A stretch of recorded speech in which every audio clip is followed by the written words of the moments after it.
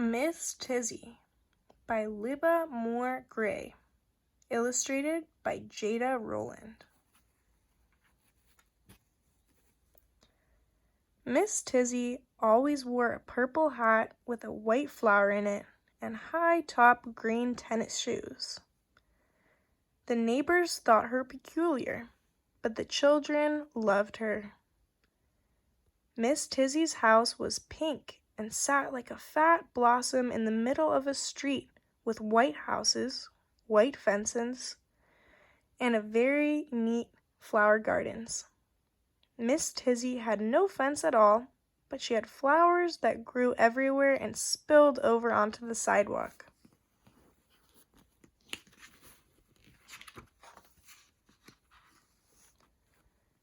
Miss Tizzy let the children pick the flowers, then she gave them clean glass jelly jars to put them in, and the children loved it.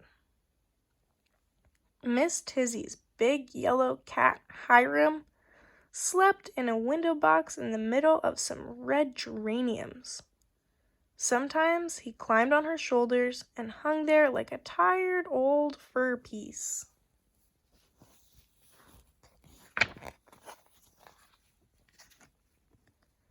On Mondays, Miss Tizzy baked cookies. She let the neighborhood children put in the raisins and then lick the bowl while the cookies were baking. The children loved it. On Tuesdays, Miss Tizzy made puppets out of old socks. She made a puppet for each boy and girl. She made up their own stories.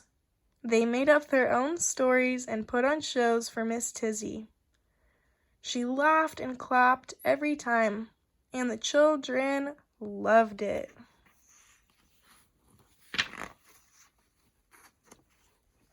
On Wednesdays, Miss Tizzy played her bagpipes. She gave the children spoons and pans and let them pretend they were playing real drums. Each Wednesday, one child got to be special and play a silver penny whistle. Every child got a turn. They marched up and down the street with Miss Tizzy and her bagpipes leading the parade. Hiram sometimes marched along, and the children loved it. On Thursdays, Miss Tizzy gave the children clean white paper and crayons. They drew pictures of sunshine and butterflies. They put them in Miss Tizzy's red wagon and delivered them all over town to people who stopped, smiling, and had grown too tired to come out of their houses anymore. Hiram rode in the front of the wagon with a red ribbon around his neck, and the children loved it. On Fridays, Miss Tizzy opened her trunk and they all played dress up. There were hats with feathers and hats with bows. There were baseball caps and straw hats with bright red bands. Everyone wore a hat. Miss Tizzy put on a lace shawl and served pink lemonade in her best china cups. The children loved it.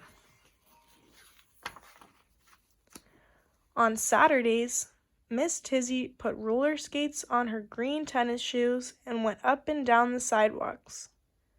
The children came out of the white houses and joined her. They made a roller skate train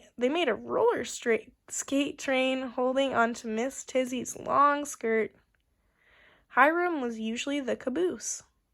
The children made train sounds and Miss Tizzy was the engineer. She never scolded the children for being too loud, and the children loved it.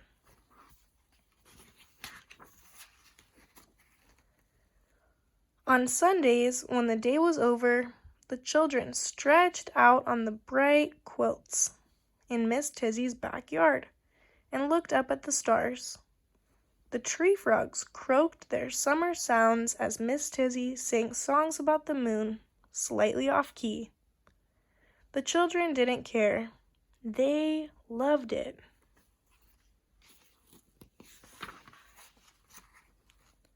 One day, Miss Tizzy took off her purple hat with the white flower and laid it on the window. Then she took off her high-top green tennis shoes and placed them under her high white bed. Miss Tizzy lay down on her feather mattress. She was very sick. Hiram left his window box and curled up at her feet. He did not purr anymore. The doctor came and went. He shook his head and looked very serious. The children were sad. They didn't know what to do.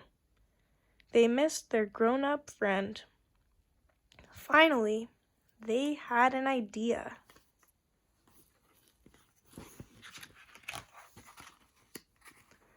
On Monday, they baked cookies with raisins and brought them to the pink house.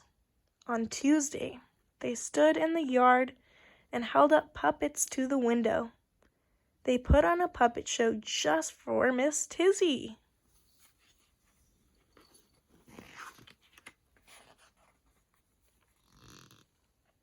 On Wednesday, they brought pans and spoons and played a soft little drumming sound just outside the door.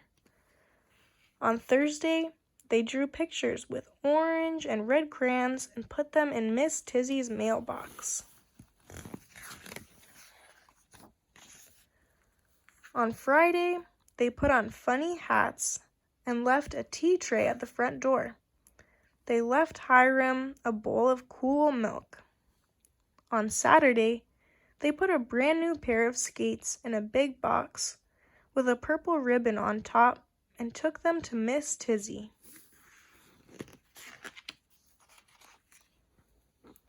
On Sunday, when the sun went away, the children stood underneath Miss Tizzy's window. They sang all the moon songs she had taught them. Miss Tizzy's hat glowed in the moonlight. She was having a peaceful dream. She heard the children singing, and she loved it.